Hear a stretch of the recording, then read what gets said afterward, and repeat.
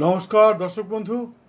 এখন বলবো কন্যা রাশি, অর্থাৎ 2024-এর জুন মাসে কন্যা রাশির জাতক জাতিকার জীবনে কী কী ঘটতে পারে, সেই সঙ্গে প্রতিকার। ধার্মিক ব্যক্তির নানাভাবে ভাগ্যোদয় সহ আর্থিক উন্নতির সম্ভাবনা। স্বামী স্ত্রী তথা প্রেমিক প্রেমিকার মধুময় সম্পর্ক অন্যের দৃষ্টি আকর্ষণ করতে পারে।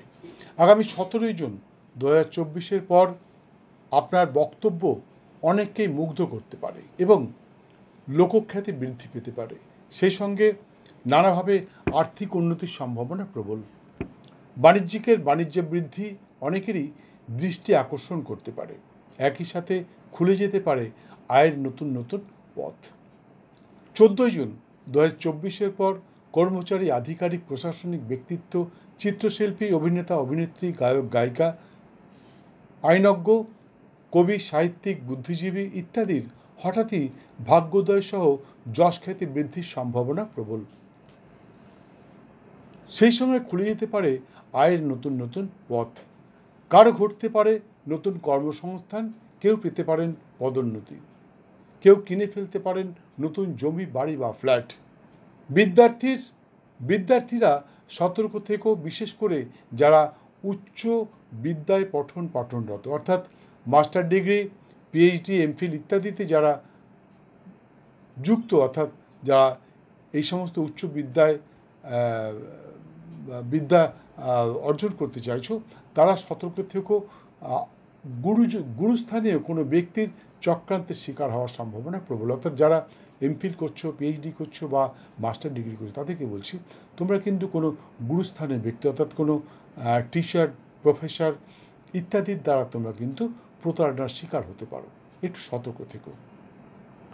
কে কী করছে একটু চোখ কান খোলা রেখো, কেননা মিসগাইড করবার মানুষের কিন্তু অভাব নেই পৃথিবীতে। কেউ চায় না সামনের মানুষটা আমার থেকে বড় হয়ে যাক, কেউ চায় না। যাই হোক, কেউ কর্মস্থলে হঠাৎই অসুস্থ হয়ে পড়তে পারেন।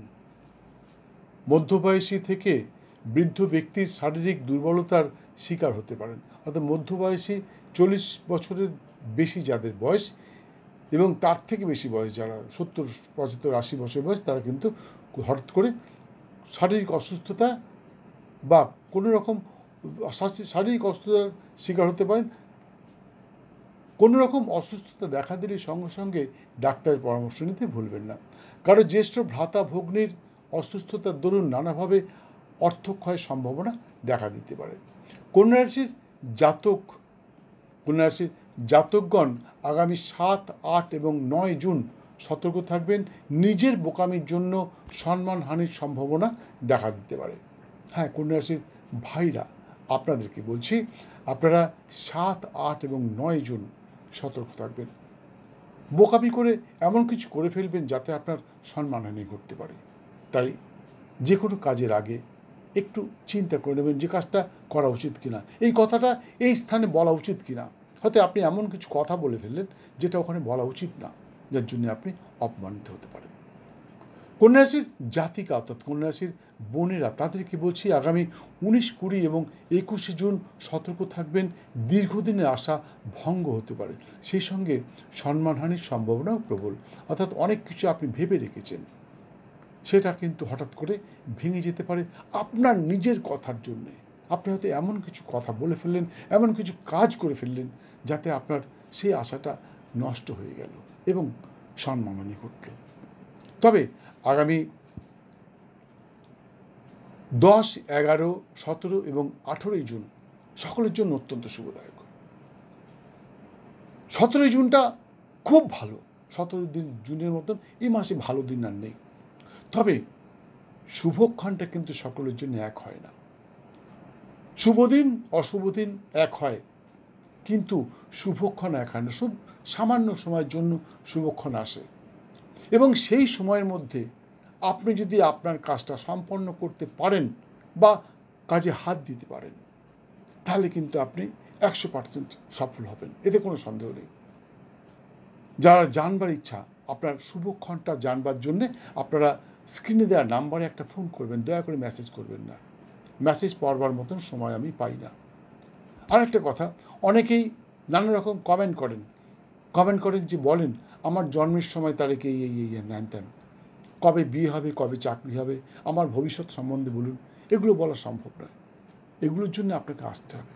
তার কারণটা হচ্ছে, ধরুন আপনি আমার কাছে এসছেন এবং সেই সময় আপনাকে বসিয়ে রেখে আমি অন্য লোকের ভাগ্য বিচার করছি, আপনার কেমন লাগবে? আমি কিন্তু একটু সময় পাই না। আমার কাছে যদি 24 ঘন্টার জায়গায় 72 ঘন্টা একটা দিন হতো তাহলে খুব ভালো হতো। আমি একদম সময় পাই না। তাই যাদের জানবার ইচ্ছা তারা স্ক্রিনে দেওয়া নাম্বারে একটা ফোন করে চলে আসুন, অবশ্যই জানতে পারবেন। আর তবে শুভক্ষণটা আমি অবশ্যই বলে দিই, শুভক্ষণটা জানবার জন্য স্ক্রিনে দেওয়া নাম্বারে একটা ফোন করুন। ফোন করবেন, দয়া করে মেসেজ করবেন না। ফোন করে আপনি বলুন আপনার জন্মের দিন, তারিখ, মাস, বছর, স্থান এবং সঠিক সময় বৃত্তান্ত। আমি আপনাকে বলে দেবো আপনার শুভক্ষণ কোনটা। সেই সময় আপনি আপনার যে আটকে থাকা কাজটা আছে, যেটা আপনি করতে চাইছেন, সেটা করুন। আমি বলছি 100% সফল হবেন, এতে কোনো সন্দেহ নেই। তো আরেকটা কথা বন্ধু, ভাগ্য প্লাস চেষ্টা ইজ ইকুয়াল টু ফল।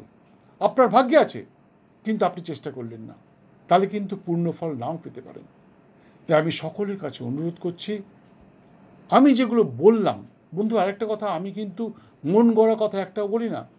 রাশিচক্রের পুঙ্খানুপুঙ্খ বিচার করে আগে লিখি, লিখবার পর তারপর সেইটা আপনাদের কাছে উপস্থাপন করি। কাজে মন গড়া কথা একটাও নয়। এবং আমি যেগুলো বললাম ভালোগুলো, সেগুলো পাবার চেষ্টা করুন। আর নেগেটিভিটি যেগুলো আছে সেই সময় সতর্ক থাকুন।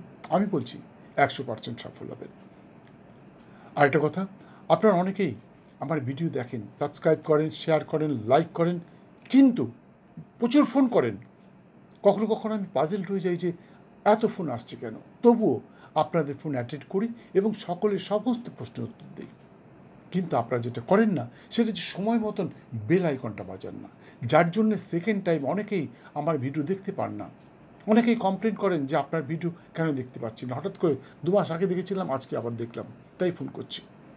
আসলে আপনারা বেল আইকনটা বাজান না, যার জন্যে দেখতে পান না।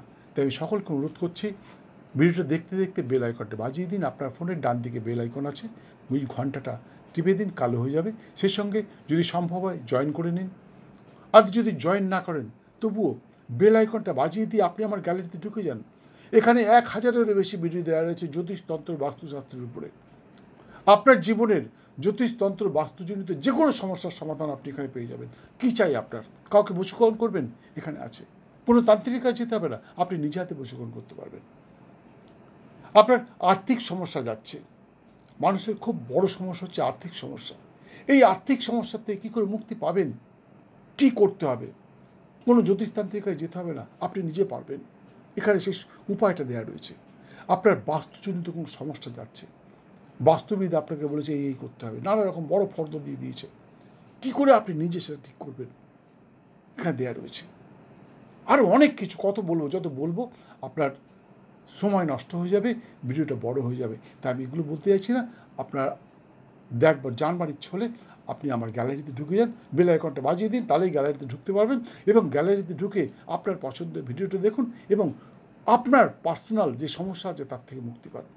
যাই হোক, আরেকটা কথা, আমার ভিডিও কিন্তু নানা সম্প্রদায়ের মানুষ দেখে, তাই হিন্দু ধর্মের দেবদেবীদের সম্বন্ধেও বলি এবং রত্ন সম্বন্ধে বলতে পারি না। আপনার রত্ন সম্বন্ধে বলতে গেলে আপনাকে পুরো রাশিচক্রের বিচার করে তারপর বলতে হবে এবং তার পরিমাণ বলতে হবে।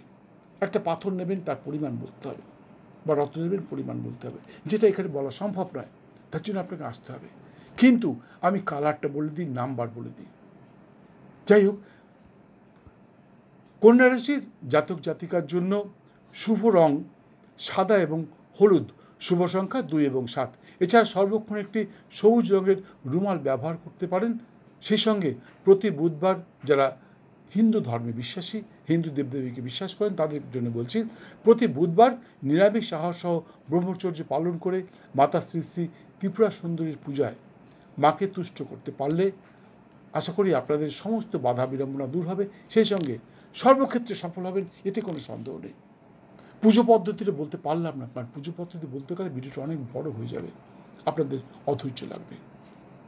তাই পুজো পদ্ধতিটা জানবার জন্য স্ক্রিনে দেওয়া নাম্বারে একটি ফোন করে চলে আসুন, সামনাসামনি আপনাকে সমস্ত কিছু বলে দেবো, কোন দেবদেবীর পুজো কখন করবেন, কিভাবে করবেন, তার কী মন্ত্র ইত্যাদি ইত্যাদি। যাই হোক, ভিডিওটা সম্পূর্ণ দেখার জন্য অসংখ্য ধন্যবাদ। ভালো লাগলে একটি লাইক দিয়ে বেল আইকনটি বাজিয়ে দিয়ে সঙ্গে থাকুন। আবার দেখা হবে কিছুক্ষণ পর অন্য আরেকটি ভিডিওর সাথে। এই মাসটা আপনার খুব ভালো যাক, সর্বক্ষেত্রে সফল হন, সুস্থ থাকুন এবং ধনধান্যে ভরে থাকুন। জয় মা।